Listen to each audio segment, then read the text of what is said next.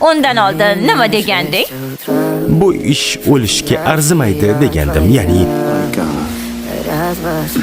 bu o'lishga arzimaydi chunki men kabi yolg'iz hayvonlarning umuman haqiqiy do'sti yo'q. To'g'ri. Men esa uni yo'qotishni xohlamayman. Men shunchaki qanday aytishni ham bilmayman.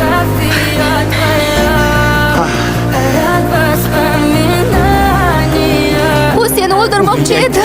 Yaxshimisan? Ahvoling qanday? Yaxshimisan? Men yaxshiman. Ko'p bilasanmi, meni bir xil emasligimiz qiziqtirmaydi. Meni qiziqtiradigan narsa bu sensan. Ha, to'g'ri, sen haqingda qayg'uraman.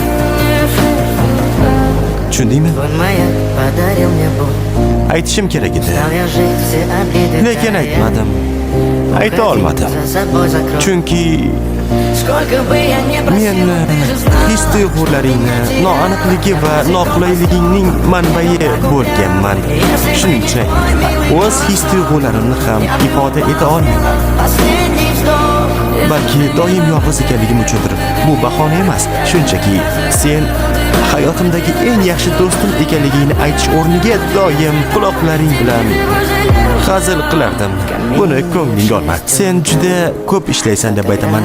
Aslida esa seni jarohatlanishingni men umuman xohlamayman. Chunki hayotimda sendan ko'ra muhimroq narsam yo'q. Men ko'p harakat qilaman. Aslida kimligimni bilishlaridan qo'rqaman. Chunki bu meni zaif ko'rsatadi deb o'ylayman. Chunki kuchli bo'lishni xohlayman. Muvaffaqiyatsizlik haqida o'ylayman. Sen aytgan gaplarni ham jiddiy qabul qilaman. Chunki yagona ishonadiganim sensan. Hatto o'zimga ishonmayotganimda ham men buni aytishim kerak edi. Dunyoda sendan boshqa hech kim men uchun qadrli emas. Bolalikda hal etilmagan xotiralarim bor. Chunki zaif bo'lish qo'rqinchli. Men xavfli qarorlar qilaman chunki zaifman. Men politsiyachilikka o'zim xohlaganim uchun emas, jamoaning bir qismi bo'lishni xohlaganim uchun kirdim. Seni yo'qotishdan qo'rqaman. Chunki sen meni jamoamsan. Faqat o'zing. Seni tashlab ketmasligim kerak edi. Menga sening yordaming kerak. Buni aytishim kerak edi chunki menga boshqa sherik kerak emas.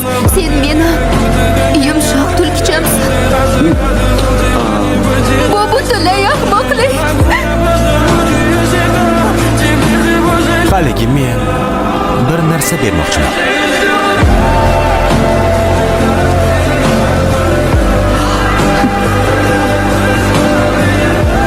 Sen yaxshi sheriksan.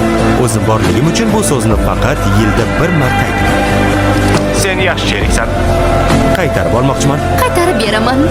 Keyingi ishgacha.